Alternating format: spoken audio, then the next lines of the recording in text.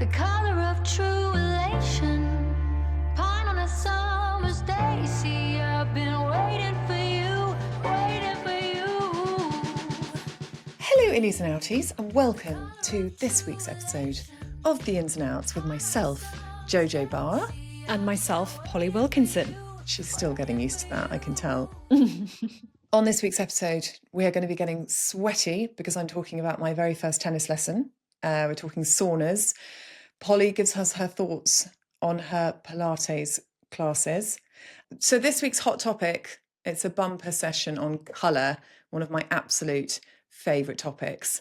I'm going to be talking about how to introduce colour into a new build, colour drenching, how to do it properly, colours to use for cozying up a snug. Polly talks about colours to paint greenhouses and fences, and she fights back at you guys about black fences. So that's a good one. And then I'm going to be cooling things right down by talking about ice rolling. So let's jump on in. This week, we are being sponsored by, I'm really excited about this one, the most beautiful, fun, joyful lampshade company called Tinker and Tallulah. These things are beautiful. Polly, we are now going to be the proud owners of frilly lampshades. And you wouldn't think I was much of a frilly lampshade kind of gal, but I have to tell you, I put one in a client's house not long ago and I've forever since loved them. So they are my guilty pleasure. Polly, which one did you go for? Do you know what? I've been agonising over this. And I had a fun game actually with Rach, one of the owners of the business, trying to predict which one you would choose. So for me, I am torn between the burgundy fringed, because you know I love a burgundy, but also the Emmy, because I do love the browns. I'm not sure if I mentioned I'm an autumn Jojo, but come on, which one did you choose? Because we've both been playing a game on which one you would pick. You were both wrong, I'm afraid to tell you. No. Yes. Which was it? I thought you'd go Emmy. You know I like me a leopard print. I love an animal print. I've gone with the Ritz. The Ritz. So if you imagine these are sort of romantically shaped lampshades and they've got that beautiful fringing that sort of falls around the outside. So there's a bit of movement in these lampshades. Think 1950. No, it's not 1950s, is it? It's 1920s. Very Art Deco. That's Art Deco glamour. Opulence. It's opulence. And they add just so much fun to a side table or a floor lamp. So and also it's a husband and wife team duo, Rachel and Liam, this. which I love even more. So well done you guys for managing to stay together, quite frankly, and run a business together. I know that is impressive, actually. I don't think I could do it. Explore the full collection at tinkerandtallulah.co.uk, and you can use their discount code they've given us very kindly for 20% off your first order, which is podcast, big old letters, uppercase podcast, for 20% off. Thank you so much, guys. We love your shades. Thank you. Thank you. Hello, my love. How are you? Hello, good looking. How are you doing? Catch me up. We've not had a little natter for a week. What's been going down? I'm doing all right. It's been whirlwind busy, but I have got some fun news, not to talk about work all the time. Delish. Tell me more. I had my first tennis lesson this week. Love this. First ever tennis lesson. So tennis lesson. Just you and a coach, or were you in a group? No, me and a group. So it's a 4 ball. So you sort of all play with each other consecutively, and then you will move around the court, and she sort of gives you tips and advice, and then you play a little game at the end. I was so nervous because when you're going in, so apparently they always have a 4, and there's always going to be people filling those spots. Yeah. And so it's been ages to try and get in with this coach because she's really good, and she's lovely, and she coaches my little girl's eggs, and I really wanted to play with her. So I messaged her and she said a space has become available on a Tuesday morning. And I was like, my God, well, what if they're really good? And what if I'm really crap and I let the side down? And they were all so nice, like just really, really 3 really lovely women, sort of all varying ages. One lady even, I think she's probably about 60, but she's very good, had a great forehand. And it was just really fun.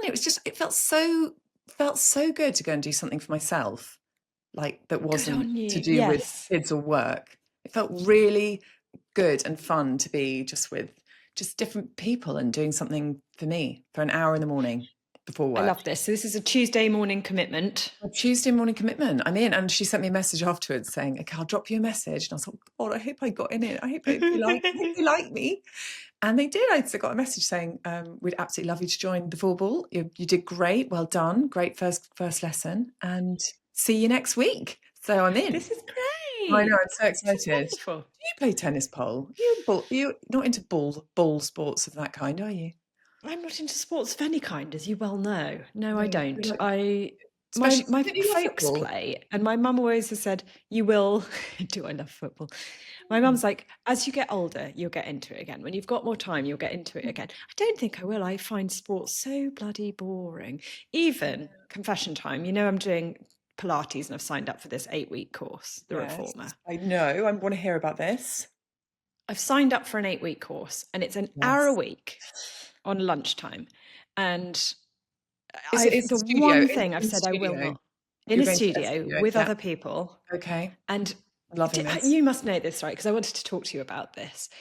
My team work flexibly. Some of them work full time. Some of them work a certain number of days a week or whatever. And I thought, actually, to avoid being burnt out, I was going to take Wednesday afternoons off. I was like, from 1 till 5 on a Wednesday, I'm not going to work. And that was like this huge luxury. And I thought, let's just try it. Loads of people work a 4-day week. Let's try it. That has completely gone to shit. And because meetings come up and you're like, and you say yes. I say yes, because I'm just such a people pleaser that I can't go, no, sorry, I don't work Wednesday afternoons. So I'm like, yeah, no problem. I can hop on that call. Yeah, no problem. I can do that. And it makes me really angry, but only with myself. But this Pilates class.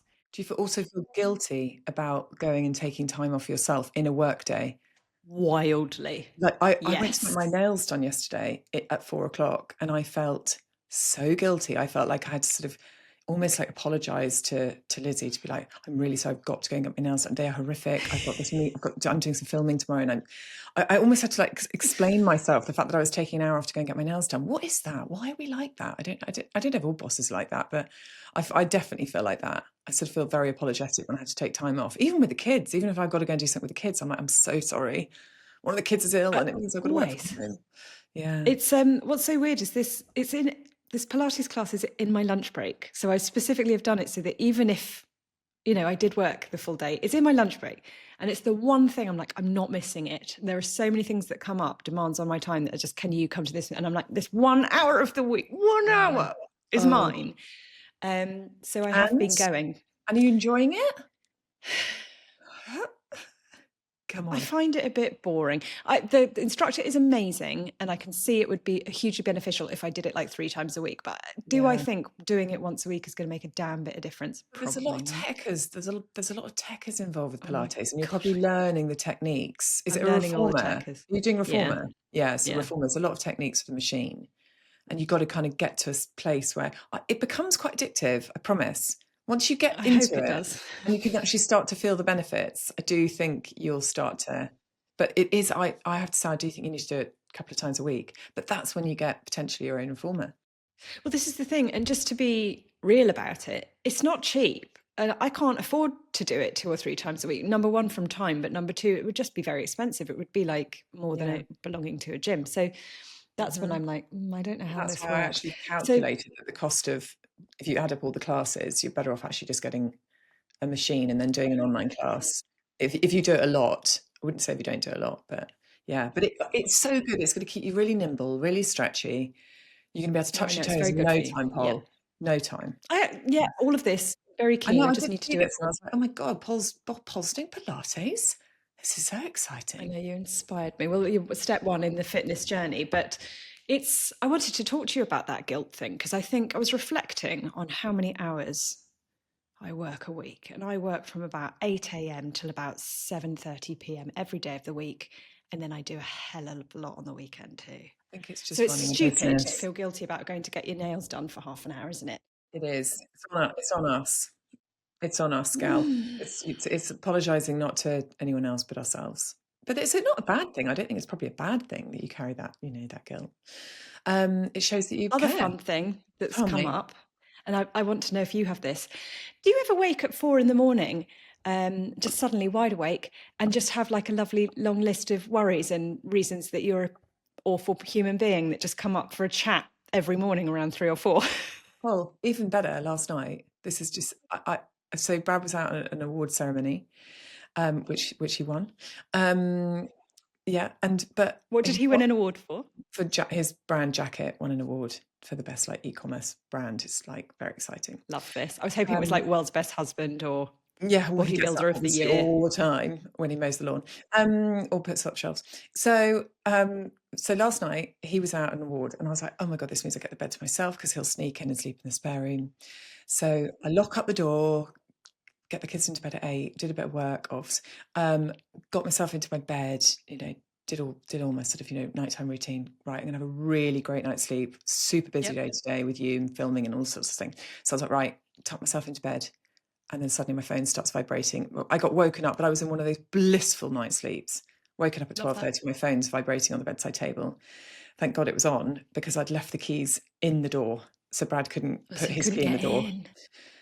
So when you have to do that thing where you run down the house and then open the door, by which time the lights are on, and then you're sort of at the awake period. And I've already carrying quite a lot of anxiety about certain issues at work and stuff at the moment. So that like literally sprung back to life. So it took me another probably half an hour, 45 minutes to get back to sleep. And then fucking kids left a Tamagotchi in my room. I fucking kid you not. And it goes beep, beep, beep, beep, beep, beep, beep, beep. Like it's had a shit or something, or it needs feeding. And I'm like, what the fuck is it? What? And then the fucking thing doesn't have a light. You can't find it. You can't see it. So there I am, like searching for that. First of all, I was like, that's only going to happen once. It's not going to happen again, surely. I'm like, no, that's going to crap on the hour, every hour. Yeah, then the anxiety kicks in, start thinking about work, and then I finally get back to sleep, and then I was like, right. So I had to turn the lights on, and I had to turn the house, the bedroom, upside down to find this damn thing. I was so cross, I tell you. Yeah, it's obviously set on the wrong time. It's obviously set on like nocturnal. Yeah, because usually they get to sort of turn off overnight, don't they, for that reason? Yeah. So cross this morning when I woke up. Anyway. Okay, so yours was circumstantial and mine was, well, and my entire team tells me they wake at 3 or 4 most mornings for some sort of anxiety fest. So that's a fun symptom. It's all of us, but that's why I really like sleeping on my own. Like if I get the opportunity to sleep in the bed on my own, it's so nice because there's no one breathing on my shoulder. The sound of someone breathing can be really quite annoying, like chewing or snoring is awful. Particular times of the month, ladies, that breathing, just that in the night. No, I'll take the spare room, it's fine. I swear it's the answer to a secret, like to happy. Is that a thing marriage. for you guys? So how often do you sleep in the spare room too, or is that like Brad's realm? No, I sleep in the spare room too. We take it in turns. We've actually been bed fighting at the moment because Rocky's been in with us like every night. So we've kind of been trying to shift her out of the bed before bedtime. So there's been a lot of like bed hopping of various like people in various beds. Yeah. But I did meet a really cool couple once at this event I was at, and they just seemed like they were sort of well, here we go, early 50s, really hot couple. They had that sexy thing going on. I was like, how long have you guys been married? They were like 20 years. I was like, wow, you guys have great chemistry. It just seemed really. They were like, well, we didn't always when we had young kids, so that's good. We worked through the young kids thing because you need to, because it's obviously stressful times. But they were like, now we have separate beds. We sleep in separate beds. We come together for a little bonk, at the beginning of the night, or get dressed, going out, like, evening, get dressed separately, come together, have a sexy night out, separate beds, might have a little, little bonk. And then they said it's the secret to a happy marriage. Is that right? Yeah. Yeah. There you go. So separate beds. I can see it. Yeah. So there you go. Don't the royals do that? Isn't it quite like a royal society thing to do, to like have separate chambers? Yeah. I think the Beckhams do it too, apparently. Is that right? Yeah, apparently. Have you ever been asked to design like his and hers bedrooms? No. Oh. I haven't yet. No, I haven't yet. But then I guess it might happen later in life. Like I guess maybe it would be an older couple thing, like slightly older. Maybe if you're rebuilding another house, like I'm doing a renovation. But yet, no, not yet. But maybe for myself. Maybe this is the plan when I come Yes. to renovate. Yeah. I've seen lots of his in her bathrooms as well. Oh, yeah. I mean, we tend to do that. But one of us will gravitate towards my nice bathroom. Brad goes off to the other room. But anyway, what else has been going on in your world, my love? What's been keeping you up at night? Come on. What's been giving you anxiety? Do you know what? Do you just find it just, I don't know if it's the time in life, but being a parent, well, single parent, and business owner and boss and friend, it's just the sort of long list of wanting to look after everyone and being like, am I being a good enough boss? Am I being a good enough parent? Am Oh, I being a good enough partner? Am I being a good enough friend? I find it quite a full-on time in life of wanting to make sure that all the plates are spinning and that yes. I'm doing well at all of them. It's really tough. I think it's tough. I think it's worth remembering that I think we all feel the same. So I think all your friends would also be feeling the same. I had book club this week. So I had all the Tell me girls more. around for book club. We read a What are we book. reading? Well, it was called Sandwich by Catherine Newman. Oh, I've And heard good things. very, Yes. very, very good. It got major thumbs Okay. up all round. And the Sandwich. reason it's very good, it's a very easy read, but it's literally about a woman in her sort of late 40s, early 50s who called Rocky, who is literally in this. Not only does she make a lot of sandwiches in Cape Cod on this family holiday, but she is basically sandwiched between her children and her And her aging parents. parents. And it's Yeah. all about her sort of the menopause. And it's just brilliant. And it's a really true reflection of how it feels to be a woman our age and the emotions and the feelings we go through, and that feeling of being sandwiched and the guilt and feeling like we're not doing enough by anyone. So it's really good. I would really recommend it. But yeah, we are the sandwich generation. That is what we are. We literally are the sandwich generation. I'm looking forward to, not that I don't want to like push it on, because I think we can't want to just like make time go faster. If anything, I want to put the brakes on. But I am looking forward to that period of being sort of retired and being able to go and just potter in the garden and go on little holidays and actually just, I don't know, be with friends. And I don't know, is that a thing? Maybe not. Yeah, Maybe I'll look back and be delightful. like, God, I wish I was young again. Yeah. Speaking of gardens, have you been up to something in the garden? It looks like you've been doing things. You've What been have I doing been doing things. in the garden? I've been sowing some cut flower seeds for next year. Although, fun fact, some bastard fox has disrupted. I spent ages doing these amazing, like getting a fine tilth on my beds and getting them really beautiful. Did all my seeds, and it was this wonderful, mindful moment. And then came back the next day, and literally a fox had just absolutely savaged them. Oh no. Fucking foxes. I know we love wildlife, but I don't love it when they do that to my plants. Can you tell me this? Because actually, I'm probably going to know the answer. This is probably a fairly obvious answer. We don't get foxes here. Foxes are not, like, no foxes, and it's probably because we haven't got bins and because it's more rural. Is that right? They're It more seems in to be the more rural suburban. you are, the less you have a problem with Yeah, this, no, whereas no I'm foxes. suburban, so we I have guess because so many urban foxes. they're lazy, aren't they? So they don't really actually go out and hunt. They more just scavenge. So they want We've got what's some new ones as well, and I was going to talk to you about this. They are shitting all over my driveway. Every morning, new fox shit. foxes. Oh, the smell is horrific. When I had dogs, they would roll in shit on dog walks, and the stench of the fox shit is the worst smell, and they always rub it around their necks like, ooh, look. Lovely. It's just awful. God. Well, that's what's Anyway, going on in my garden right now, my friend. can I just quickly ask? I saw on the Gramo that you had two little white, kind of pretty little white glass greenhouse My things. clavet cloches. Oh, they're lovely. They're really beautiful. They're the dream. Claverton cloches. And what do you grow in a Yeah. Claverton cloche? Well, a Isn't cloche that is a lovely way to of say? keeping. I Claverton know cloche. Cleverton cloche. They're amazing, amazing, and I'm just such a big fan of the company. But they're from Victorian times. They were invented by the Victorians. But it's a way of, well, number one, they can protect young plants from slugs, but they also keep the soil warm. And so it's a way of bringing on plants and protecting tender things. So I'm growing, I'm experimenting. I've not done it before, but I'm going to grow some snapdragons, antirrhinums, outside. Often you'll grow them in a greenhouse over winter and then bring them out. But I'm just experimenting with doing them outside with a cloche. It might work, it might not, but that's half the fun. I love that. But it's just they can handle winter, but they can't handle sort of prolonged frost or snow. So it's a little experiment. Basically, they're like little mini greenhouses, so you have to still put Yeah. them in the sun. They still go in a sunny spot, do they? Well, it is I wouldn't be able to grow these cut flowers anywhere but a sunny spot anyway. So yes, but yeah, they are a mini greenhouse. Exactly that. Yeah. Good. Okay, all right then. Oh, I've got something else to tell you, very exciting. We started looking at getting a sauna. We're going to get a sauna. Thinking of you in saunas, as Yeah, literally every single one of my clients now wants one, and I was thinking, I know yeah. Jojo does. Have you? They so I love it when I go to talk about dementia and the word doesn't come to me that I'm thinking of, and I'm like, yeah, I need a sauna because of this. Apparently, it really helps towards sort of keeping dementia at bay by significantly reducing the dementia by about Are you 40%. looking at an infrared, or are you looking? No, apparently infrareds aren't nearly as good. That apparently, obviously, people hype about the infrared because they don't get sweaty. I think people quite like the fact that you can sit in a sauna and not get super sweaty. But apparently, it doesn't do. And because I questioned Brad on this, he's the expert. He's the ice plunger, the sauna guy. He's like loves all this stuff. It's you've got to get sweaty. It's releasing the sweat and getting hot is what actually helps all that jazz. Got it. Anyway, he's Got desperate. it. He's desperate for a sauna, and I have to say I'd quite like it. So the shed is going to come down, and a sauna will go in its place.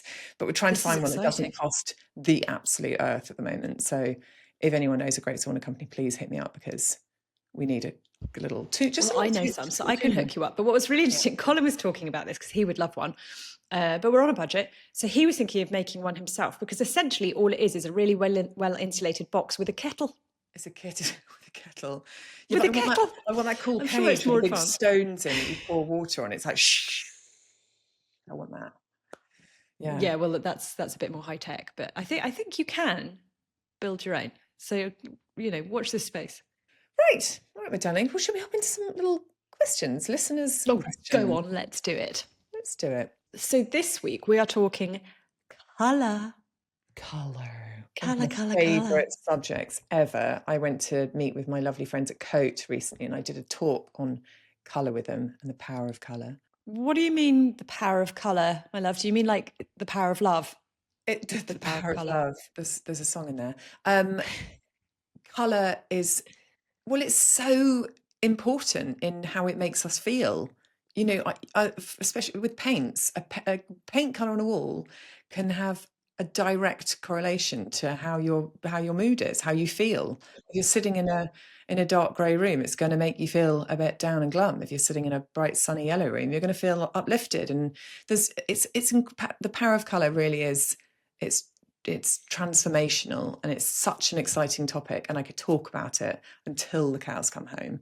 Okay, I have a question here, which is, Jojo, do you have any good cozy, snug paint colour recommendations? For example, what about oxblood? And I'm just going to jump on this with this question, asker. Re-oxblood / burgundy, obviously super popular as a colour right now, isn't it? And so my question paired with that. Hello, look at my nails. Oh, hi, matchy, hi. matchy. Well, that's what's that telling you is, so sort of paired with that question, the sandwich to that question is, do you need to watch out for falling into a trap of going with a popular colour? Are you more likely to fall off it? Go ahead. Okay, here I go. This is what you've got to think about, the brilliance of paint. Paint is one of the most affordable things that you can change in a home. So if you have it for a couple of years and then you decide to change it, it is, I think, one place that you can trend. So yes, there will always be trends in colours, in paint colours, but I think have fun with paint colours, lean into that trend, and obviously consider the room it's going in. If you're going to be spending an awful lot of time in there, of course you're going to become used to a colour, and then it's going to lose its interest. It's a bit like when you first start dating someone, you're in the honeymoon period, you're like, God, this is so sexy and I love it, and oh my God, every time you walk in there. After a while, it's going to start to wear a bit thin because you've seen it a lot, and there might be other colours out there that you think, oh, maybe I'd like to try that colour this season, this year. But it's okay to change it. Just think about the things that you're putting in the room with it. So obviously, if you're going to go and change all your furniture or design your entire room based around this oxblood colour, then obviously the next time you change the paint colour, it's going to have to work with the furniture, because we don't want to go swapping out all your furniture. But oxblood is oh God, I'm going to talk about undertones again, but it's the tone of the oxblood that you're going with. Is it a sort of heritage colour? Is it a sort of a colour that will stand the test of time, that feels quite transitional and has longevity? Or is it sort of something a bit more bold and a bit more modern that might not have so much? That's when it might get to you a little bit. I wouldn't go with sort of something with a bit of a purple undertone. I'd go more with the sort of that lovely red undertone because I think it's going to last longer. Even with a hint of brown in it. If it's got brown in it, I think then you can do more. So would you go for the snug then? You would, Oxblood's a good Yeah, choice. gorgeous colour. I honestly love it. I've just put it in a cinema room at a client's house and it is Dreamy. delicious, Have you got dreamy. any other colours that would work? I'm actually even thinking of doing oxblood in my little kitchen in my garage. Oh, hello. Yeah, that's how much I love it. But it is definitely this type of oxblood that you go for, I think. The colour. If not Oxblood, for people that didn't necessarily want that in a snug, any other moody faves? If you want to go super timeless, you know what I'm going to say. What am I going to say? Dark green? Yeah, it's the colour of true relation. Oh, thank God I got that right. It's the colour of true relation. Green. So green is such a fabulous, timeless colour. Please do seriously sample in a room. Obviously, if you're going to be colour drenching walls, floor, wall skirtings, walls, ceilings, it is going to feel very all encompassing. So when you first do it, and this is another sort of little tip takeaway, when you very first paint a room in any colour, before you put furniture and pictures on the walls, you are likely going to go, oh my God, what the hell have I done? It's really overpowering and I'm not sure I like it. As soon as you start to layer and you start to put your furniture back in and you put pictures on the walls and books on the shelves, it will suddenly just go, oh, it will make sense. So just trust the process with colour. That's a good tip. Yeah, because I imagine it can, when you go for like a really bold colour, there's a bit of a wobble when you're like, this is the thing. Yeah, just don't rush off and do paint colours without thinking, what am I putting with it? Because that's really important. Okay, Paul, I've got one here for you. As we're talking about cloches and things, what colour should I paint my greenhouse? That's a great question. We're agonising over that for loads of projects at the moment because there are some really dreamy colours when it comes to greenhouses. So, as we well know, mine is a bronze, like a bronzy deliciousness, which almost looks black, which works really well here because it's a bit more contemporary and I've got the studio is black. So I think when you're thinking about what colour you want your greenhouse to be, I do think it pertains to the context of where it is. So if you're in the countryside, for example, I think a black greenhouse could look very severe. And so that's when we lean more towards the greens. So the sage green, like the colour behind you, Jojo, is a gorgeous, like sagey green for outside. Quite traditional, but looks stunning and definitely sort of fits in those sort of country settings like the Cotswolds and Somerset. Those green greenhouses look so lovely. But I very rarely specify the cream ones. I know that's quite traditional, isn't it? Like a really classic cream greenhouse. But for me, anything cream is more maintenance and it shows the dirt. So everything in the garden, we avoid whites and creams. Okay. So, but what I'm loving right now is actually, to come back to yours, is either like a really beautiful racing green, your really traditional dark racing green, which is super traditional colour in the garden anyway, but also very, very dark burgundies, also stunning, like that oxbloody. Lovely. Does it depend on your floral displays? Like if you've got lots of, or does it not matter? Like, do you tend to see? That's a great question. Like, would you say if you went sort of like a bit like a room, if you were going to lean into a fun colour on a greenhouse, do you think you need lots of pops of colour around the garden as well to kind of help bring it in, or not really? Yes and no. I think it's more about the context of your site. So if, for example, if you're one of the lucky ones and you've got a greenhouse against a wall or like a walled garden, that's like a red brick wall or a yellow brick wall, then I would definitely be thinking, well, what colour is going to look good against these walls? If you're in the countryside, it's thinking, well, what's going to look like it belongs in this space, rather than looking like a UFO has dropped like a bright pink greenhouse. I've never seen a bright pink, but maybe they exist, dropped in. If you're in a really urban setting and you've got this really urban space and you've got a very modern garden, then doing something sort of quite country like pale green is probably going to look a bit weird, and you'd be better to go for one of those sort of dark colours. So as with everything in the garden, it's all about context. But then, I mean, you could have loads of fun with what you plant outside your greenhouse as a contrast, as you say, Jojo. So if you've got like a dark green greenhouse, for example, then having pops of, I don't know, well, whatever you like, but like whites or oranges could look amazing. So you don't want it to clash. But I think you can have a lot of fun with it. It might not be so timeless though. And it's probably a Yes, lot so harder to that's paint, it. isn't it? Oh, here's a question for you. What do you Yeah. paint a greenhouse in? What sort of paint does it have to be? Presumably it has to be pretty I mean, hardcore. I'm presuming actually what she means by that is what color am I having my greenhouse delivered in? I Because like a new usually a one. lot of these Okay. greenhouses, you You get can't it paint and it it's delivered. because it's powder, usually powder coated. Yes, usually they're powder coated. You can buy timber greenhouses, Okay. likes of Gabriel Ash, for example, really lovely timber greenhouses. But then again, often those will come painted the color you want. So I presume it was a question about like, what shall I order it in color Okay. wise? And you're probably going to want whatever the paint, if you are painting a timber greenhouse, you're going to want to go with something that's like super hard wearing paint, like a sort of exterior eggshell. Yeah, I mean, if only there was a paint coming out for that sort of thing.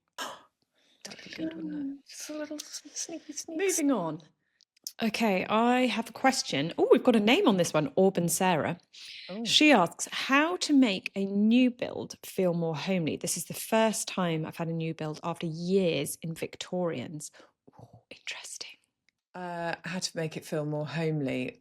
Well, so new builds are usually just quite boxy, so they tend to have not many architectural features. So the skirting boards might just be square, the architraves might be square, the doors might just be. There isn't a lot of like detail and character in the architectural details. That I have been known to take on projects that are new builds, and we introduce those features in. It depends how far you want to go with your budget. Got it. If we are saying it's a new build and I don't want to go down the route of sort of putting in, new architectural details, you can add things like paneling, retrofit paneling, where you don't have to take skirting boards off. You can actually just apply it onto the wall, add a little dado. It's going to have to be quite modern, keep it quite contemporary to match the rest of the woodwork. If you suddenly put like a molded picture rail paneling on walls, it's going to look a bit odd against square architectural details. So do try and stick to age and era when you're thinking moldings. Otherwise, obviously lean into lots of color. So variation in rooms can really add character. So instead of having one simple white running through the whole house, every room you step into, there almost wants to be a common thread. So there should be a flow from the moment you walk in the door. You might want a nice light hallway, but then you might go into the living room. That might be a bit more, sort of a bit warmer, and you might introduce some sort of color in there, and then you go into another room, but almost carry the thread of color through the new build, but just create interest and character and change in each of those rooms that you're going into. So I'd just say try and not keep it too samey. Don't yeah. And antiques. It's quite common just to end up painting all the walls white, isn't it? And does Yeah. that exacerbate the feeling? Is it actually bringing in color which will make it feel more homey? Or is that not the case? No, I'd say definitely bringing any form of color into a white box space is going to add character. It's going to add interest. So we're trying to create interest in new builds where if it was all painted white, because it lacks even architectural detail, there's nothing really to look at. You're looking at probably what's in the room as opposed to the room itself. So to look at the room itself and actually like highlight certain features, that's when you can use color as a brilliant option. And wallpaper. Wallpaper is a great thing to do as God, I well. love wallpaper. Yeah, love a bit of wallpaper. So that could be a really fun thing to do. Do you know, I was thinking of you, Jojo, because I hosted my first dinner party in the house this week, and everyone was saying, "Gosh, the extension, which let's call it a new build because it was just a rectangle." They were saying, "God, it feels like you're in the country. It feels so cozy. It feels so Cotswoldy," and it was the paneling, because we panelled the walls, but we also panelled the ceiling, and it's the ceiling which I think was the game changer in terms of adding soul and character. And it takes a huge amount of convincing on that one. Yeah. So because obviously it's an additional expense. Paneling is not cheap, and it's become a lot more expensive. It's doubled in the last 5 years, so it is expensive. But it adds such interest to what is otherwise just a big white flat ceiling. So always look at your ceilings. Don't forget your ceilings. They're the fifth wall. Oh, I love that. The fifth wall. The fifth wall. It made such a difference. But I was thinking of you as they said that. I was just like, and how was the dinner party? Was it nice? Did it go well? It was so lovely. The best thing I learned was a local dogging spot down the road. There's a car park I always drive That's a good past, and dinner it's a party dogging if you're talking spot. about dogging, then you know they're your people. Obviously that's not going to be useful information for me. Like, I'm not going to visit, but I just thought, I've always wondered about that car park. I've always thought it was a bit strange. So that I loved that. That was a highlight. But the low light for me was nothing to do with the dinner party. It was the fact I cannot fucking tablescape. I don't know if it's I don't have the right combination of accoutrement. Yeah. You know, like the stacking of plates, which I always think is a bit pointless because then you have to take the plates away when you're doing the food, Yeah. or whether it's like the right tablecloth or the I was right going to say, napkins. for me, it's a tablecloth. It's a Right. tablecloth. I would just say it's the tablecloth, your charger, whatever your charger is. It could just be a mat. It doesn't actually need to be a charger plate. It could just be a really beautiful mat. And then it's your candles. And I think the rest just makes it. Yeah, I don't think I have the right combo. I think I've got quite modern candles, but I'm just not happy with my. What a first world problem. I'm not happy with it. And I really wanted it to be sort of botanical and lovely, but there wasn't really space after all of the plate. It's a whole thing. We'll get to it. You'll get there. You'll get there. It comes with practice. I just want to be Martha Stewart. Yeah, you will be. You'll get there. We'll get You'll get there. She's about twice your without the age, jail so- time. Yeah, without the well, Yes. Yeah, maybe that's what makes her interesting. Okay, my love. Here's a good one for you because I know you love this topic. Fence painting. Do I go black always? Question mark. I'm glad that this has come up because there was some peak sass on the gram about this week, Jojo. Someone said that they didn't listen to our podcast because I was obsessed with black fences and they felt that was out of touch with reality. Well, also just don't listen. Like, It was just don't mean. tell us about it. She was like, she's obsessed with black fences. And I was like, well, actually, if you listen, you'd know that the only reason I want you painting them black is so that you then cover them in plants and don't see them. I do not want people having A big fence. black fences that you're staring at in your garden. It would be the most depressing thing ever. I don't really want you noticing your bloody fences. So that's me defending myself. No, not always. No, is the answer. that's you defensing yourself. Okay, that's me defend. Thank you. You're 10 welcome. out of 10, Jojo. You're welcome. Really, one of the reasons we talk about painting fences dark is often, including myself, you've got a real mishmash of fences because they might not all be yours. Some of them might be a neighbour's. Some of them, you know, you've got panels that have been replaced over time. Like, it's a luxury to replace your entire garden with new fencing. So painting them all one colour, namely usually a dark one, is just a way of making them all look more similar so that they don't stand out so much. Because, you know, sometimes if there's an orange one and a brown one and a green one, it's chaos. Okay, so question then.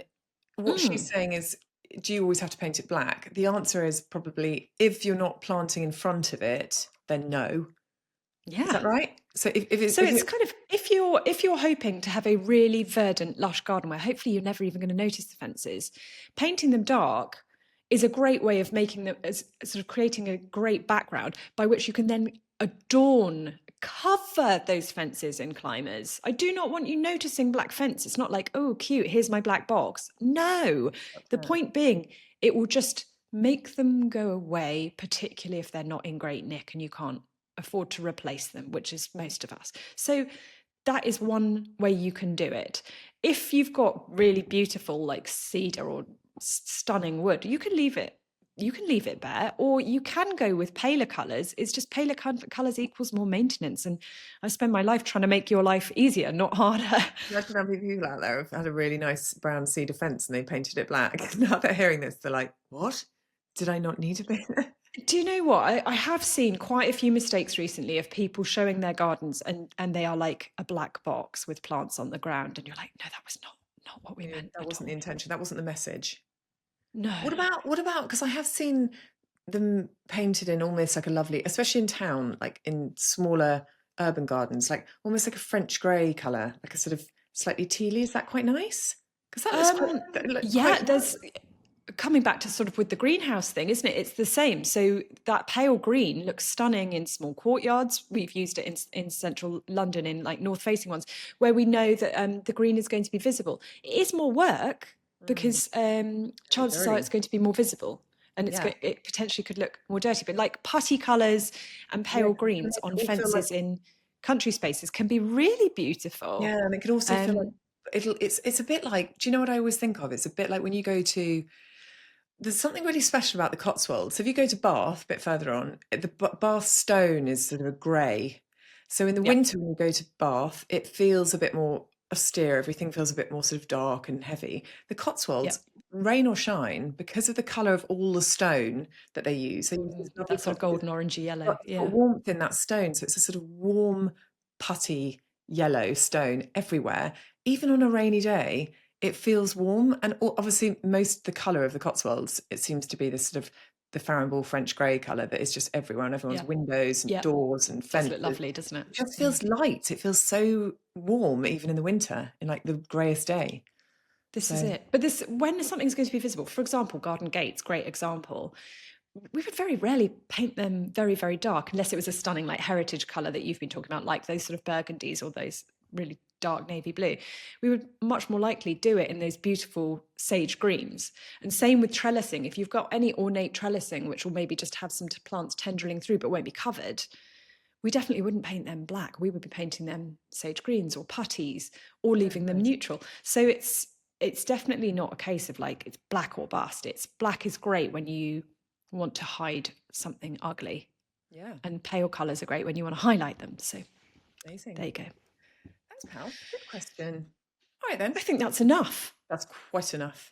That's quite enough. Quite enough. Which leaves a question for me to you, which is what is in and what is out this week, Polly? So glad you've asked, as always. My in this week, which is conflicting for me because, you know, I am an autumn, but I'm absolutely loving that sort of very pure sky blue with brown.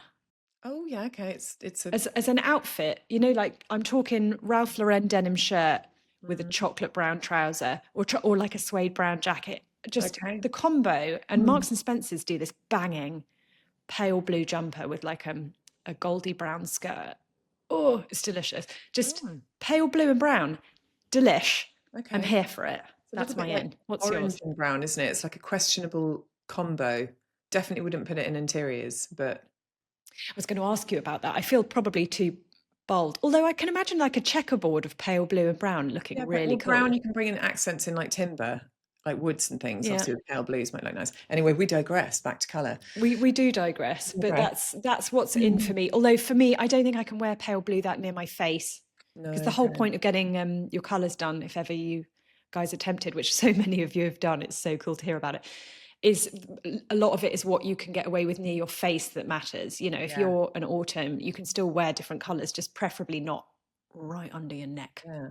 Can I just give a very quick shout out? 'Cause when I did this talk with Coat Paints the other day, there was a colour specialist there, two lovely ladies they're called Etta, ETTE, and they are literally colour specialists who come in and do complete colour consultations for you if you're, say, especially commercial spaces, and they literally know the colours that go together, and they would put things like purple with light blue and, you know, but just in the right accents of where you use it in you know, large spaces and some in small. But they're really fascinating, and it was just a joy to listen to them. So I'm going to give them a little shout out, Etta.